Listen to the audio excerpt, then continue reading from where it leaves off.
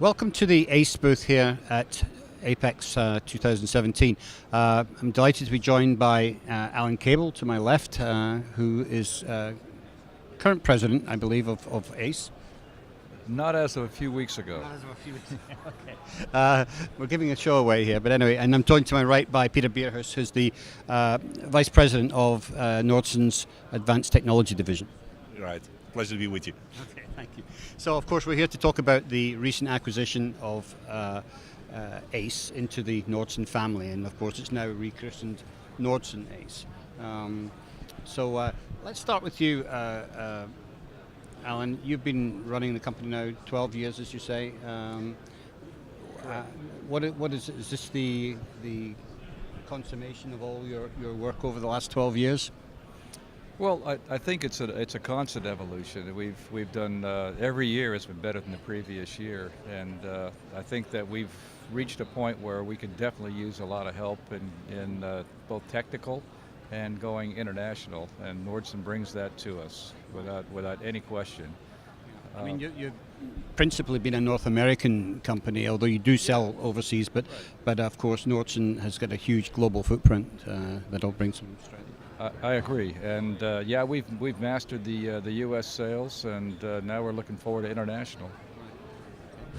So, Peter, if I can turn to you for a minute, the Nordson has been on quite an acquisition trail over the last few years. Can you tell us a little bit about your strategy integrating ACE? Sure. So from a Nordson Corporation perspective, there's a very clear path towards growth, right? This is what our shareholders expect. And there's a very strong investment strategy for organic growth, but likewise we recognize that acquisitive growth has to be a part of that as well. Mm-hmm.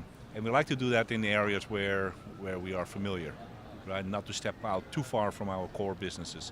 So within our advanced technology group, where we have the brands that you know, with Simtech, Yestech, March, Dage, Matrix, mm-hmm. We're looking for opportunities to expand our footprint and leverage our infrastructure that we have really around the globe. Right. Why selective soldering then? Well, it's because it's a nice adjacency.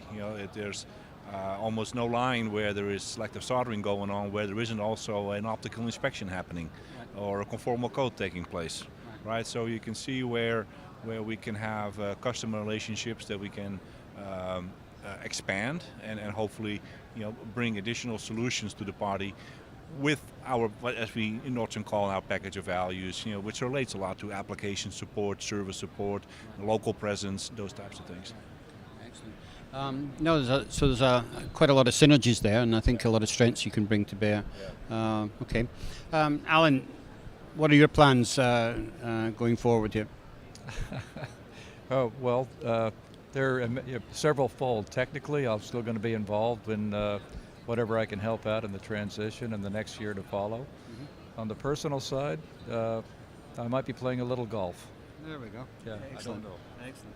And you'll probably get more time if you're helping out in R&D as well. You'll get more time to enjoy yourself at it rather than have the pressures of running the business as well. So. I mean, I've always loved that aspect of it. I mean, the challenge of creativity is in my bones. Right. So I'll never give it up. Okay. Yeah. So, Peter, back to you on the overall strategy of the Advanced Technology Group. A lot of companies are doing smart factory integration, data integration. What is the Nordson strategy on this? Yeah, I mean, that's clearly high on our agenda list of things that we need to work on and be out in the forefront on. Strategy-wise, we don't like to necessarily have a proprietary system for communication between our machines. We really want to go with the open architecture, allow either ourselves, our industry partners that we may be in line with, or integrating companies to have the ability to sort of reach into our machine for the communication elements that they're looking for.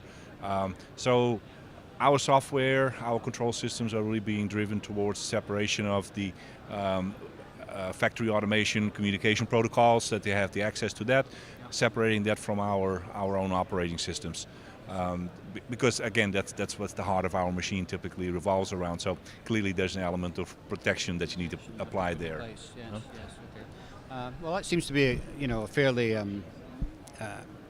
sensible strategy. A lot of companies are doing that now. They are going more towards an open strategy because you can walk into a customer who's got existing equipment. You have to integrate with what the customer has. You can't necessarily force him into your way of thinking. Yeah, and for the lack of a single strategy, right? I mean, or single standard, excuse me, that's sort of what you have to do.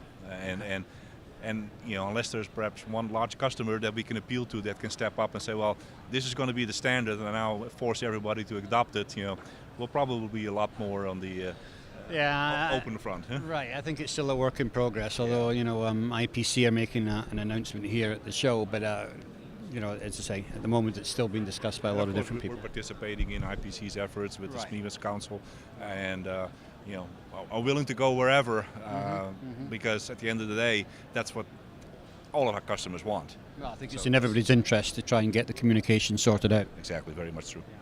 So, Alan, ACE has always been coming out with a lot of innovative technologies, in the selective soldering business, and of course this week's no different. You've got a couple of new things on the booth. Can you tell us a bit about them? Well, what we're showing are recently patent applied for technology for a multi-purpose solder pot that incorporates our very unique dual nozzle for selective soldering, where you can use a small nozzle and a large nozzle in the same program by raising and lowering them. In the same solder pot, we've enlarged the solder pot now, where you can also do a very large wave soldering operation all within the same solder pot using the same alloy, the same nitrogen sources, the same heating sources, and it makes it multi-purpose. And for any customer that also has wave soldering going on in moderate levels, this particular application will replace that wave soldering machine and give all the technology for selective soldering all within one machine. Right. Yeah, I mean it's got a massive 8-inch wide wave. It does. All nitrogen inerted too, by the way. Right. It's interesting. So, but you'd say that's more applicable for short run rather than... I think so. I mean, when I say short run, if you're going to run thousands and thousands of boards a day and you have completely through-hole boards, you may still want to keep your wave soldering machine. But if you've got a variety of boards going through and occasionally a full through-hole board going through, this is perfect for that. And the way that the point nozzles work is that they rise up above the wave. They do, but the unique part of the wave soldering nozzle that we built into it, it's magnetically coupled. So should you need greater clearances, you can simply remove the wave nozzle just by pulling it out without hurting anything. Well, Alan, many congratulations. I look forward to hearing from you once you've reduced your handicap, and congratulations to you, Peter, and a very astute acquisition. We're very happy with it. And